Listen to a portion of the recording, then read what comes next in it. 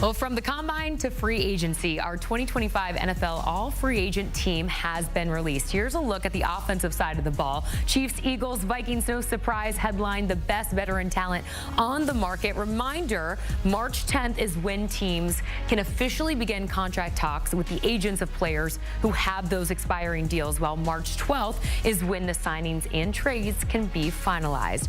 For much more on this, let's go ahead and welcome into the show our own John Breech. John, it is so great to see you. I want to start with the two top quarterbacks that headline our all-free agent team, and that's Sam Darnold and Justin Fields. And I understand you do have two potential landing spots for both of these guys.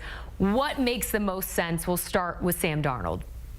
Well, Jordan, let me just first say, I can't believe we live in a world where Sam Darnold is going to be the #1 quarterback heading into free agency. That's nothing anyone thought would ever happen as recently as last year. But here we are. It is a fact. People are going to be going after him. And I think if you're Sam Darnold, look, you just are coming off a fantastic year with the Minnesota Vikings. So I think you probably want to stay there. So I think that is a potential landing spot right there. You call up Kevin O'Connell. You say, hey, look, I know J.J. McCarthy's your QB of the future, but he's coming off a pretty devastating knee injury. You don't know what he's going to look like in 2025. So why not keep me around for another year? Let's get the band back together. I'll stick here. Now, we do know maybe the Vikings move on. They don't want to pay Sam Darnold his asking price. They see J.J. McCarthy as QB of the future. So now Sam Darnold's got to go somewhere else. How about the Pittsburgh Steelers? I think that Darnold is going to thrive the best in a team that is very well structured. The Steelers have a very good defense in place. They have a very good running game in place. They have a decent offense. So I think that he could thrive in Pittsburgh. So Pittsburgh or Minnesota. And then Justin Fields, speaking of the Steelers, I think his best landing spot would be Pittsburgh. Unless Sam Darnold goes there, then that wouldn't work. But if you're Justin Fields, you already have a full year in that system. You probably don't want to go to a new team, learn a completely new offense, when your best option is probably just staying in Pittsburgh. He had a successful 6-game stint there, 4-2 as a starter, as you can see. And he seemed to get a little bit better every game, but Mike Tomlin obviously preferred Russell Wilson down the stretch there. So maybe run it back with Justin Fields in Pittsburgh. Now, another landing spot for Justin Fields. How about the New York Jets? Obviously, the Jets are in big need of a quarterback. They're not going to be holding on to Aaron Rodgers. Going to be parting ways with him soon. And so they're going to be in the market for a quarterback. And I think if you're looking for a Band-Aid or someone who could be a starter for 1 or 2 years, get Justin Fields in there, see what he can do. And if he can't do much, then you move on after a year or two, and you don't have to make a huge commitment.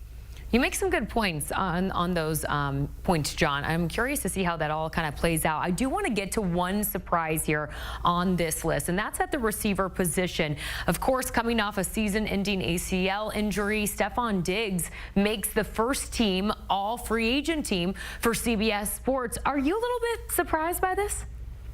Yeah, that is probably a little bit surprised because you do look at that injury. He's coming off the ACL tear, and you look at his age. He's over 30. Receivers tend to kind of lose a step after they hit that age. But the one thing about Stefon Diggs is this isn't a great free agency class at wide receiver. So I think if you put Diggs in kind of that top 5, that makes sense. I think Pete Prisco, who ranked all 100 free agents, had Stefon Diggs as his 5th overall receiver, but 53rd overall free agent. So I think if you are in the market for a receiver who's over age 30, I would probably be looking at someone like Keenan Allen versus Stefon Diggs, because you don't know what Stefon Diggs is going to look like when he gets back. Now, that being said, when Diggs was on the field last season, he put up some impressive numbers. He was on pace for about 100 receptions and 1,000 receiving yards before he went down with that ACL injury. So he was productive. It's just a matter of, can he bounce back and be that productive coming off a torn ACL in 2025? Yeah, do you think teams around the league are viewing Stefon Diggs as high as maybe our list has him? Well, I don't think that Stefon Diggs is going to go out there and land a $30 million a year contract that someone like T. Higgins might get, or 25, 27 like Chris Godwin might get. I think because of the injury, it's going to be more of a lower scale prove-it deal, maybe in the $20 million range. So I don't think teams are looking at Stefon Diggs as a #1 wide receiver that they might have 2, 3, 4 years ago. So maybe teams probably not in the top 3, but I do think he's absolutely on their list of receivers to kick the tires on and see how he's doing. All right, as we work our way down the list on the offensive side of the ball, among the running backs available come March is Aaron Jones. He actually makes the first team above Rico Dowdle. Is this fair? Does that make sense to you? Yeah, this one's kind of interesting. I think this one really comes down to each player's track record. Rico Dowdle only has really 1 year of experience behind him as a full-time starter with the Cowboys. We saw him hit the 1,000-yard mark, so he was successful, but he didn't really have any sort of track record before that. And then you look at what Aaron Jones is. He's a proven commodity in the NFL, whether it's with the Green Bay Packers or the Minnesota Vikings. He went out in the new offense in Minnesota, ran for over 1,000 yards, and one thing that I think gives Aaron Jones the advantage and almost underrated is his ability to catch footballs out of the backfield. You kind of look at what his production was last season. He was a little bit better at that than Rico Dowdle was. And I think if you're Aaron Jones and you want to leave Minnesota, and maybe he stays in Minnesota, but if he ends up somewhere else, I think the Denver Broncos would be a great landing spot for Aaron Jones. You have Sean Payton there. Sean Payton loves having a running back who can catch the ball in the backfield, as we saw with Alvin Kamara during Payton's time in New Orleans. I think Aaron Jones, no problem with him being the top running back on the market just because of how well he played during the 2024 season.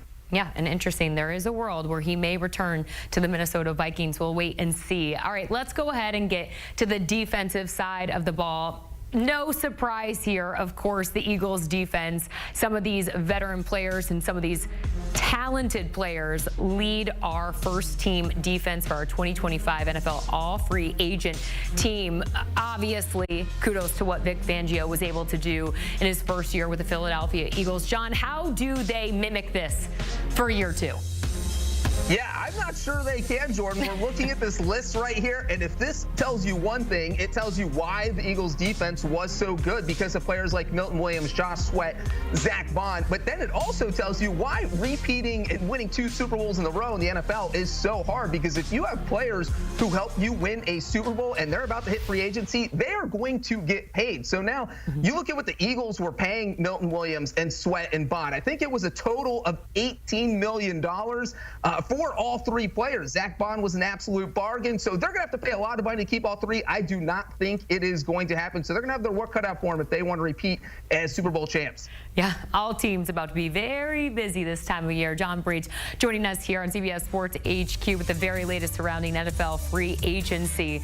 You could get more NFL news, highlights, scores right here, CBS Sports HQ. It's all here, and it's all free.